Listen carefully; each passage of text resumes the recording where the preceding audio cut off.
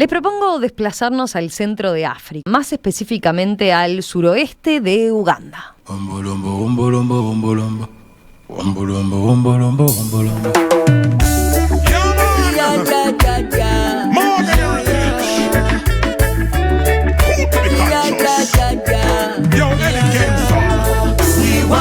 Allí se encuentra el Parque Nacional de Kibale, un área protegida selvática de más de 700 kilómetros cuadrados. Un área famosa por su población de primates, principalmente por los chimpancés. Y allí, donde menos uno esperaría encontrarse con una compatriota, estuvo en los últimos meses Ana Notaro, una uruguaya estadounidense que cursa estudios de ambiente con antropología en Vermont, Estados Unidos, pero que se estuvo desempeñando como justamente asistente de investigación entre estos chimpancés. ¿Cómo fue esa experiencia? ¿Qué podemos aprender de los chimpancés y de cómo se organizan? Vamos a conversarlo con ellas en los próximos minutos. Para eso vamos a darle los muy buenos días. Ana, ¿cómo estás? Bienvenida. Hola Romina, gracias, ¿qué tal? Nos atendés hoy desde Rocha, ¿no? ¿Estás por unos días acá en Montevideo? Sí, estoy en Rocha y bueno, ahí estoy, mis padres viven acá ahora y yo estoy acá visitando. Ah, estás de visita, muy bien. Te iba a hacer una pequeña introducción. A ver, estudiás en Estados Unidos y estudiás ambiente con antropología, como decíamos en Vermont. Esto tiene que ver con la relación de la sociedad humana y la naturaleza, ¿no? ¿Pasa por ahí el estudio como tal? Sí, exactamente. Es viendo la relación entre cómo los humanos se interactúan con el medio ambiente, con la naturaleza y cómo manejamos todo lo de la conservación y bueno, las leyes de conservación, cosas así. Es un estudio, una carrera que está como en auge en Estados Unidos, esa mezcla de estos dos aspectos, esta antropología con el cuidado del ambiente. Claro, es así. En realidad, bueno, acá en Uruguay capaz que no escuchamos mucho sobre las carreras de medio ambiente, pero allá se está moviendo mucho y bueno, se está volviendo más y más popular, lo cual me pone muy contenta. O sea, tenemos que promoverlo también acá, ¿no? Y en este caso, a ver, ¿cómo terminaste este tiempo en Uganda haciendo esta pasantía? ¿Fue a través de la universidad que llegás a esta experiencia de verano? Bueno, sí, así empezó con la universidad, que yo estuve viendo pasantías por el verano y me conecté con uno que está trabajando con los chimpancés allá, pero que fue a mi universidad también, así que pude aplicar a esta posición y bueno, tuve una entrevista y me preguntaron sobre mis experiencias pasadas, que claro, o sea, gracias a mis otras experiencias trabajando en campo y eso también ¿Dónde habías trabajado, por ejemplo? Y bueno, en realidad el verano pasado tuve dos experiencias muy lindas. Una que hice un voluntariado en Bolivia con animales salvajes y otra que estuve en realidad acá en Uruguay en la estancia Verachí. Y ahí pasé 2 meses hermosos y bueno, aprendí mucho que también me ayudaron a tener experiencia con gente que trabaja con animales y que por eso llegué a Uganda, en realidad. ¿Y cómo fue? O sea, cuando viste además la lista de pasantías, me imagino que esa era una de las más atractivas, ¿o no? Sí. ¿Qué fue lo que más te atrajo? ¿El lugar, Uganda, o el trabajo con los chimpancés específicamente? Y bueno, los dos, porque yo siempre digo, toda mi vida mi sueño fue trabajar en campo, trabajar con animales y trabajar realmente dentro de la selva, o sea, trabajo activo, y cuando leí la aplicación dije, esto está describiendo mi sueño, esto es para mí, yo tengo que aplicar, tengo que hacer que me aceptan, y bueno, ahí llegué. Te iba a preguntar, empecemos si te parece, a ver, ¿cuántas horas de viaje tuviste hasta Uganda, desde Estados Unidos? ¿Unas cuantas? Son como 22 horas en total, pero gracias a conexiones, o sea, tenía que esperar como no sé cuántas horas en cada país, pero sí, es como un día entero de viaje. Ubicanos en el lugar, decía yo, en el Parque Nacional de Kibale, allí en Uganda, en el extremo, dijimos, suroeste del país, ¿verdad? Contanos cómo es, qué fue lo primero que encontraste y que te llamó la atención, de cómo era el paisaje, cuál es el ambiente.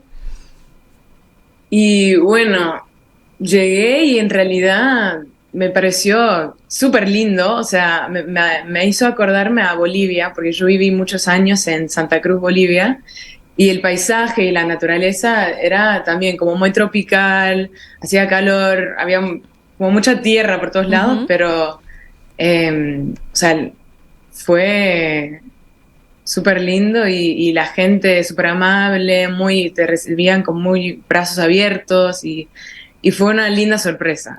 El lugar como tal, a ver, estamos hablando de plena selva, pero es un lugar muy recóndito, ¿es difícil de acceder? Sí, más o menos, porque tuvimos que manejar, bueno, yo llegué a Entebbe, que era el aeropuerto principal en Uganda, y manejamos 7 horas hasta la selva, donde yo estuve, donde el parque Kibale, donde yo estaba trabajando, y está bastante aislado, o sea, nos quedamos en un sitio universitario, digamos, Ujú. porque hay tipo dormitorios donde la gente se queda, pero alrededor tuyo está todo selva. Entonces, por ejemplo, no tenés todas las comodidades que tenés en tu casa normal, entonces muchos de los baños eran hueco en el piso, o sea, no era Ujú. un baño que largas el Claro. agua y baja, y las duchas eran agua fría. Entonces, sí. ¿Pero es un sitio turístico, por ejemplo, habitualmente o no es de fácil acceso, digamos? Donde trabajaba yo no era para turistas, pero sí hay secciones del parque que sí son muy abiertos para turistas.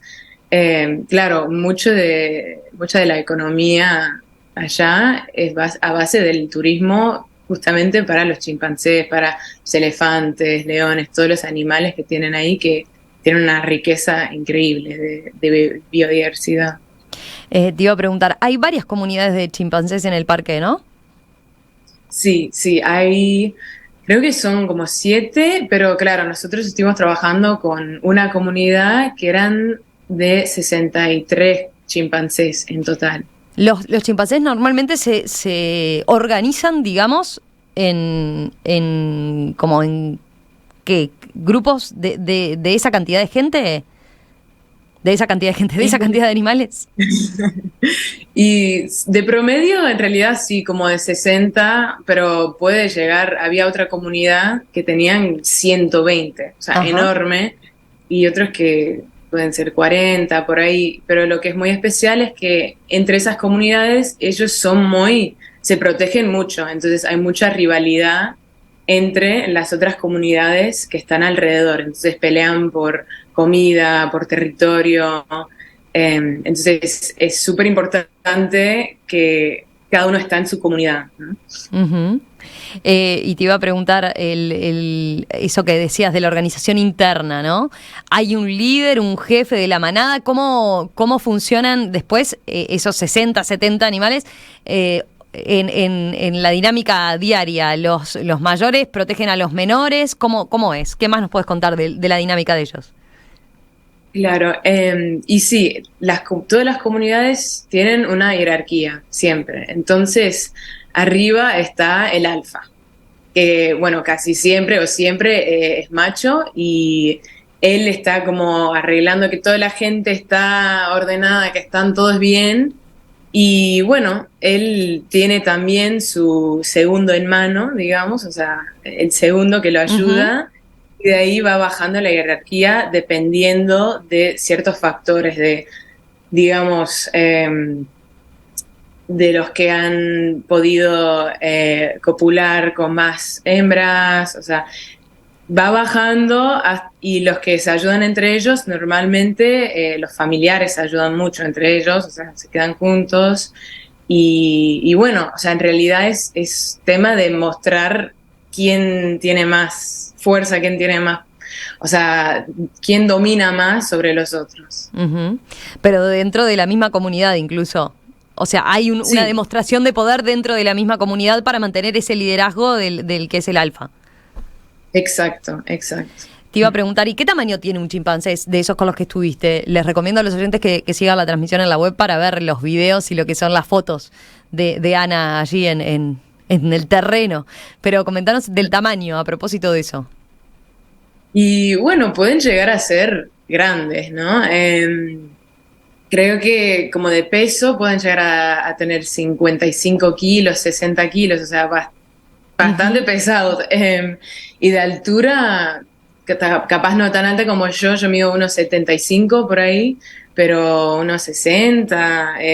Son animales grandes, ¿no? Hay que tener cuidado también. Eso te iba a preguntar, ¿son sociables?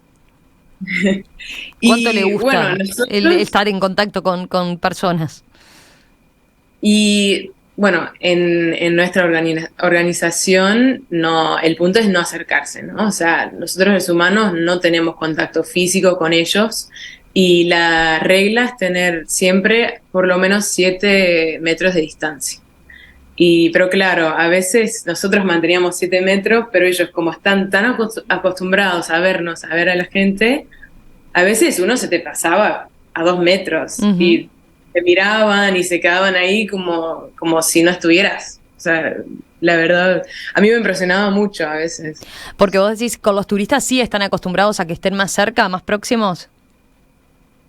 Y bueno, igual en los lugares turísticos te dicen, ¿no? Mantener una distancia, pero el ambiente es súper diferente porque cuando vas a hacer un tour de chimpancés turísticos, está todo el mundo sacando fotos, tratando de Claro. acercarse, y en realidad lo que nosotros hacíamos era siempre mantener una distancia para que más bien no se acostumbren a los humanos, porque tampoco queremos que tengan esa confianza y después si están en el pueblo, o sea, si se meten a un pueblo, no queremos que tengan esa confianza. Mm. Te iba a preguntar, ahora recién pasábamos un video, nuestro operador Felipe Penades ponía un video de los que nos enviaste, donde se los veía ellos peinándose, ¿no? Es como una costumbre que tienen y sacarse bichitos, peinarse y sacarse bichitos el uno a otro, es como una forma de vincularse entre ellos, ¿eso? Sí, sí, es súper, súper importante en realidad que ellos siempre, o sea, todo el día están peinándose entre ellos y sirve para muchas cosas, o sea, sirve uno para sacar los bichos, pero también ha mostrado que baja el estrés, ayuda a bajar el estrés para los chimpancés y además ellos lo usan como forma para crear relaciones, para fortalecer amistades, alianzas, relaciones, y todo eso se suma a subirse en la jerarquía. Ajá. Entonces, cuando llega el alfa, claro, todos quieren ir a peinarlo como para darle ese respeto, para crear esa relación. Entonces es súper, súper importante. Mira, ¿y pasan muchas horas del día en eso? Sí, sí, la verdad, porque claro, yo estuve no todos los días de la semana, pero mucho tiempo en el campo y siempre los veías casi todas las mañanas, todas las tardes, peinándose, y era una de las cosas que más me fascinaba. Era súper interesante y además tienen también como diferentes técnicas de hacerlo, entonces hay una manera especial de cómo se peinan que se agarran, o sea, se agarran la mano, pero como que meten los brazos arriba y es como una manera de decir, estoy intentando crear una relación aún más fuerte, Ajá. estoy como demostrando que estoy dedicándome un poco más. Es raro cuando lo ves, pero es fascinante. ¿Qué más te llamó la atención así del comportamiento de ellos, de lo que veías? Después entraremos en lo que investigaron, ¿no? Pero así de las costumbres que tenían así más en el día a día.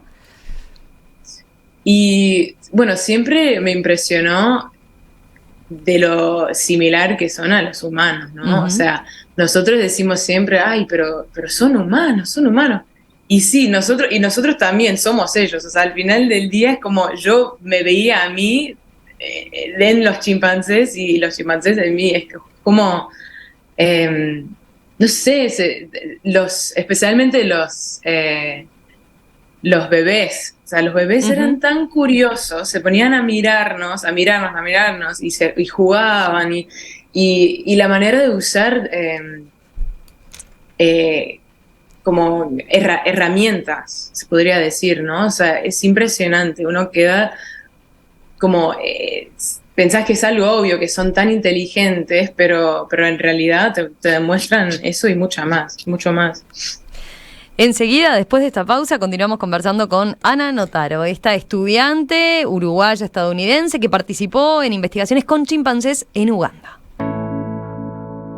Hoy aquí en Perspectiva estamos situados en el corazón de África, en plena selva. Allí Ana Notaro viajó a trabajar con una comunidad de chimpancés. Hoy estamos justamente conversando con ella sobre qué experimentos sociales hicieron con los chimpancés, cómo fue esa experiencia, cómo se organizan estos animales. Bueno, Ana es uruguayo-estadounidense, tiene doble nacionalidad. ¿Nunca viviste acá, no, Ana? ¿En Uruguay? Y no, capaz por unos meses durante la pandemia, pero vivir por muchos años, no. Tenés 21 años y estudia, como decíamos, ambiente con antropología. Cursa estudios de ambiente con antropología en Vermont, Estados Unidos, y fue allí que dio en la universidad con esta posibilidad de hacer esta pasantía, este trabajo en verano, como le llaman allí en Estados Unidos, en Uganda. Contanos a propósito de la investigación. Ahí diste con una ONG y fuiste asistente de una persona que estaba haciendo un doctorado en antropología. El objetivo era estudiar la agresividad de los chimpancés, ¿no? Sí, exacto. Y bueno, lo que en realidad el proyecto, lo que hicimos era, yo era asistente para este estudiante que estaba estaba llevando a cabo un experimento. Entonces, este experimento era para observar justamente la agresión de los chimpancés a través de crear como una simulación de una interacción vocal con una comunidad externa de chimpancés. Uh-huh. Entonces, como mencioné antes, ellos pueden, o sea, entre diferentes comunidades pueden ser muy agresivos, tienen mucha rivalidad, y nosotros para ver esa reacción, esa agresividad, intentamos crear como una simulación, como te digo, y lo hacíamos básicamente llevando un parlante dentro de la selva. Uh-huh. Y poniendo como un sonido de, 6 segundos, digamos, de una vocalización de un chimpancé externo, porque los de la comunidad pueden reconocer las llamadas que son de su propia comunidad y los que son de comunidades externas. Entonces... Y no se dio en ese periodo que naturalmente se diera una situación agresiva entre dos comunidades. Por eso es que ustedes ponían este factor externo, que era este parlante, por un ratito bien pequeño. Exacto. Porque en realidad cuando yo estuve 2 meses y no vi ninguna interacción natural. Uh-huh. Entonces, nosotros para poder como regular todo y observar todo, tuvimos que crear esa interacción nosotros, y claro, también por razones éticas, tampoco es que lo hacíamos todos los días, todas las semanas, no, podríamos hacerlo máximo 2 veces por mes, y con muchas precondiciones que teníamos que cumplir también, como para que sea un experimento más de forma ética, claro, porque les puede causar mucho estrés también, ¿no? Claro, eso, ¿no? Se apunta sobre todo, los cuidados que tenían que ver con eso, con no generarle estrés a los animales por escuchar ese sonido extraño que no era de su comunidad y que por lo tanto, vos decías, los pone agresivos. ¿Qué pudieron comprobar ahí en el momento cuando ellos escuchaban ese parlante? Y bueno, nosotros lo que ya sabemos de las reacciones de cuando ellos escuchan a chimpancés externos es que ellos como que se ponen a prepararse, se ponen a animarse entre ellos para decir tipo, bueno, vamos a animarnos, vamos a ponernos unidos para ir a enfrentar uh-huh. esta otra comunidad. Entonces hay ciertos comportamientos que son muy típicos, como justamente peinarse. Ellos se ponen a peinarse entre ellos para, uno, bajar el estrés, y también como para decir, bueno, yo te estoy peinando, ahora vos acompáñame y vení conmigo a enfrentar esto, a pelear. Y justamente vimos esos comportamientos y fue súper interesante, o sea, claro, no llegamos a ver nada muy agresivo porque Ujú, no era una simulación, o sea, no había nada físico como claro. para enfrentar, pero lo escucharon y reaccionaron también con otras vocalizaciones agresivas y comportamientos también como agresivas, un poco. En el caso además de esta comunidad, que dijimos tenía unos 63 chimpancés, ¿no? ¿Los conocen? ¿Cada chimpancé tiene su nombre? ¿Cómo los identifican? ¿Se le hace un perfil también cuando los están investigando? Sí, justamente, eso también es algo que a mí siempre me impresiona, pero cada individuo de la comunidad tiene su nombre, tiene su perfil, tienen como una historia de cada individuo para justamente controlar, bueno, ahora este es el alfa, pero este chimpancé justamente está intentando como sobrepasarlo y Ajá. hacerse también alfa, o sea, por ejemplo, ¿no?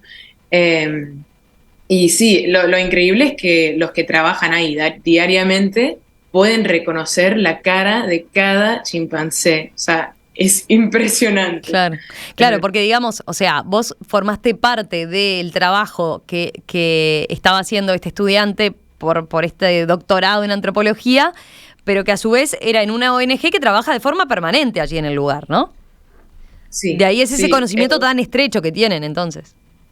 Exacto, exacto, porque ellos se dedican más bien a promover la investigación de los chimpancés, o sea, ellos colectan información todos los días del año, todos los días, para tener esa información de control, digamos, y así la gente puede venir y analizar esa Ujú. información o también, como nosotros hicimos, hacer un experimento.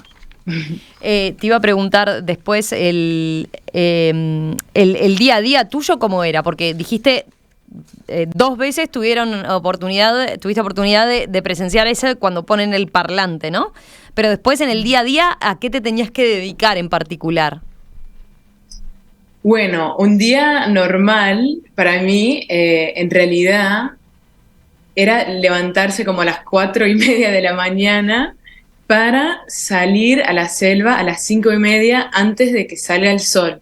Lo que pasa, nosotros seguíamos a los chimpancés por 12 horas al día, o sea, literalmente del momento que se levantaban hasta el momento que se iban a dormir. Ujú. Entonces, eso podía llegar a ser 12, 13, 14 horas siguiéndolos durante el día. ¿Y cómo es Entonces, la cada día rutina del chimpancé? Así para tenerlo claro.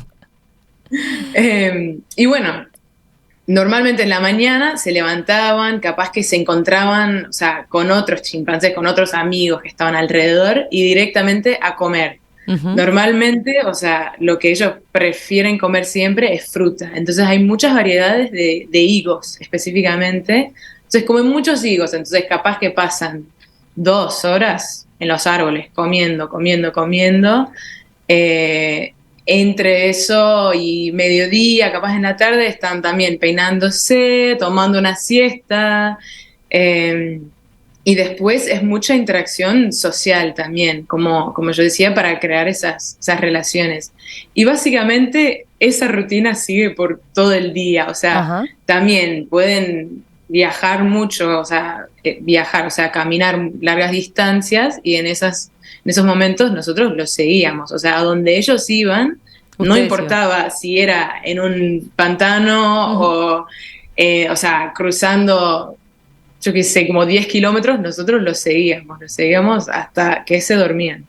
Así que decías, y con el experimento ya, a partir de lo que vos viste por lo menos, ¿podían sacar conclusiones sobre lo que era el comportamiento? O sea, ustedes ya iban con esa hipótesis, se sabía que reaccionaban así con otra comunidad, y qué conclusiones, a qué llegaron, digamos, con el experimento.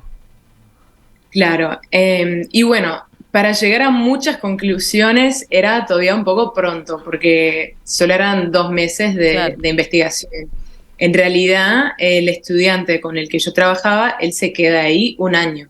Él va a seguir el trabajo por un año. Pero lo que sí pudimos ver un poco es, estábamos estudiando, o sea, específicamente cuáles individuos reaccionaban más a la simulación y cuáles reaccionaban capaz que menos. Entonces, viendo si había una correlación entre su posición dentro de la jerarquía y si ellos se animaban a ir a pelear o cuáles individuos eran más agresivos, eran capaz que, o sea, escuchaban la simulación y se iban corriendo, o cuáles decían, vamos a ir a pelear. Entonces era muy, o sea, viendo cada individuo, cada chimpancé individual también, ¿no? Los registraban filmándolos, ¿no? Filmándolos, sí, teníamos 4 cámaras, 4 diferentes personas con una cámara, y cada uno se enfocaba en un individual, o sea, en un chimpancé, viendo, como te digo, su posición en la jerarquía, el género, la edad, todos esos factores que pueden llegar a decirnos por qué estos son más tendientes de reaccionar, son más agresivos o menos agresivos. Claro. Bueno, y ahora tenés que volver a Estados Unidos. Después de esta experiencia volvés a Estados Unidos. ¿Qué te dejó? ¿Te interesa seguir trabajando con animales y particularmente con los chimpancés? ¿Volverías? Y sí, la verdad, esta experiencia, como te digo, yo ya quería trabajar con los animales, pero después de esto me dejó fascinada y me encantaría seguir trabajando, hacer trabajo en campo y estar, o sea, en la selva, en sabana, en la jungla, o sea, donde tengan que estar, yo me encantaría meterme ahí. Pero sí, ya vemos, me gustaría también trabajar conservación, o sea, ayudar de esas maneras. Mira, tengo varias preguntas. Una es, ¿cómo reaccionaban los chimpancés con ustedes, con los humanos que los seguían? Dice, por lo que decías, con la distancia que mantenían era una distancia prudente como para que ellos no tuvieran ningún gesto agresivo con ustedes, ni nada, ¿no? No, agresivos no. Pero era algo que me impresionaba también, porque nosotros los seguíamos, claro, todo el día, y yo a veces me preguntaba, pero ¿no están como frustrados de que todo el tiempo estamos detrás de ellos? Pero la verdad, o sea, te pueden mirar y después miran a otro lado, o sea, como que no tienen esa reacción agresiva, tampoco de correr a otro lado porque están acostumbrados. Claro, habían algunos como más tímidos que otros, pero siempre se podía mantener una distancia buena para poder observarlos. Y hay después otro oyente que dice que es muy gracioso ver la interacción de los chimpancés y otros simios con un espejo gigante en la selva. Los chimpancés primero se atacan con cuidado y huyen, y luego se reconocen en el espejo y se exploran, dice. Está en YouTube, es fácil de ver y muy gracioso, dice. Y a ver... tengo más mensajes. Mariana pregunta, ¿el comportamiento de los chimpancés que evaluaban no será más de defensa que de agresión? Porque parece que los ponen en peligro de invasión por otro grupo de chimpancés. Y es un poco los dos, ¿no? Porque ellos tienen que defender su territorio, pero a la vez como prepararse por si tienen que ir a enfrentarse, o sea, a usar esa agresividad. Bien. Perfecto. Bueno, Ana, un gusto conversar contigo. Muchísimas gracias por contarnos tu historia, por contarnos de esta experiencia. Y bueno, volvemos y quedamos en contacto para otras aventuras también que emprendas entonces por estos lugares recónditos. Sí, me encantaría. Muchísimas gracias. Un abrazo grande y felicitaciones. Que pases bien. Gracias, abrazo.